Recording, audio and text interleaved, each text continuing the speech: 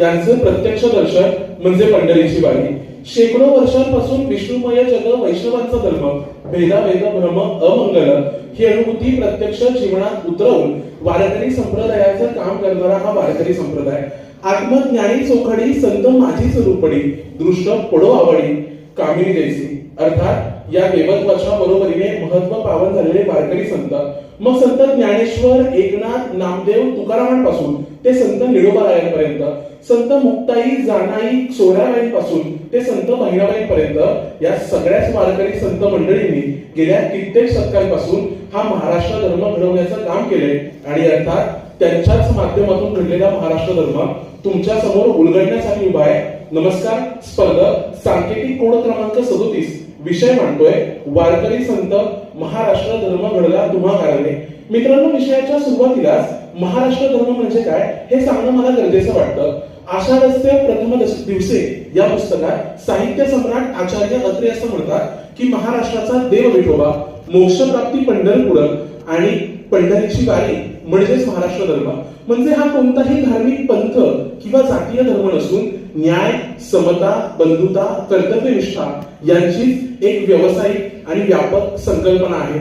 म्हणजे विषयात म्हटल्याप्रमाणे महाराष्ट्र धर्म घडला तुम्हा कारणे असं म्हणत असताना याच्या मागचा ज्यावेळी मी संदर्भाचा विचार करतो त्यावेळी असं लक्षात येतं की समर्थ रामदास स्वामी त्यांच्या निश्चयाचा महामेरू या ग्रंथात वारकरी संप्रदायावर आणि एकूणच छत्रपती शिवाजी महाराजांच्या कार्यावर लिहित असताना असं म्हणतात, या भूमंडळाचे ठाई धर्मरक्षी ऐसा नाही, महाराष्ट्र धर्म घडला आहे तुम्हा कारणे. अर्थात छत्रपती शिवाजी महाराजांच्या आणि वारकरी संतांच्या योगदानातून हा महाराष्ट्र धर्म घडलेला तुम्हा आम्हाला पाहायला मिळतो. मग मित्रांनो, संत ज्ञानेश्वर महाराजांनी वेदांत, नाथपंथ आणि वैष्णव भक्तीचा समन्वय साधून विचारशीलतेला समतेची जोड दिली.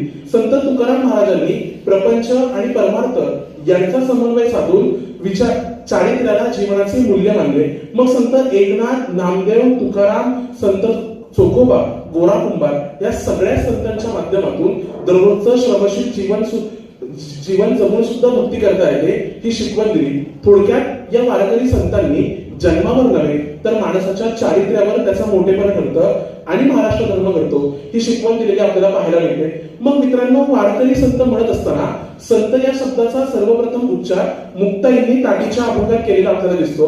म्हणजे ज्या काळात स्त्रियांना त्यांचे आध्यात्मिक अधिकार नाकारले गेले होते त्या काळात खऱ्या अर्थानं स्वतःच्या कर्तृत्वाच्या बळावर आध्यात्मिक अधिकार घेतलेल्या संत मुक्ताबाईच होत्या. आजच्या काळात जिथे महिलांना कीर्तनं करावी की करू नये हा फार मोठा प्रश्न असताना याच महिलांना खंबीरपणे हिंमत देण्याचं काम संत बहिणाबाईच करत होत्या.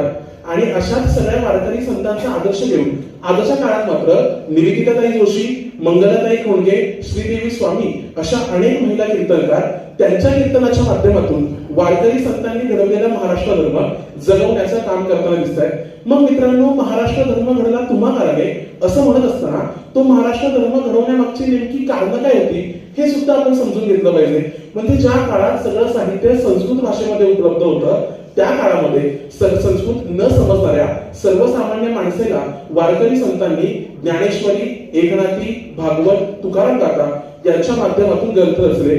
जात, धर्म, वर्ण, वर्ग, लिंग या विचारसरणीच्या लोकांना अभंग, पोवाडे, अध्यात्म, कीर्तन याच्या माध्यमातून आध्यात्मिक शिक्षणासह लोकशिक्षण द्यायचं सुद्धा काम केलं. विठ्ठल हा सर्वांचा आहे, तो कोणा एकाची मक्तेदारी नाही ही शिकवण सुद्धा या वारकरी संत परंपरेने दिलेली दिसते. आणि याच वारकरी परंपरेच्या पायावर धर्मनिरपेक्षतेचा पाया रचलेला दिसतो आणि त्याच पायाच्या आधारावर आज आपलं भारताचं संविधान सुद्धा उभं असलेलं दिसतं. मग मित्रांनो, महाराष्ट्र धर्म घडला तुम्हा कारणे ही संयोजकांनी वापरलेली रचना भूतकाळातील आहे. म्हणजे महाराष्ट्र धर्म घडला पण आज ताब्यात तो कितपत टिकला याची मला फारशी प्रचिती नाही.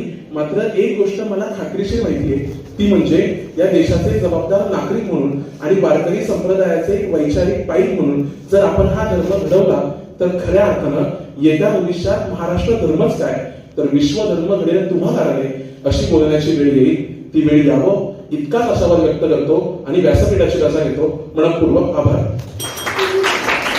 स्पर्धेने घेतलेला वेळ आहे 4 मिनिटे 50 सेकंद.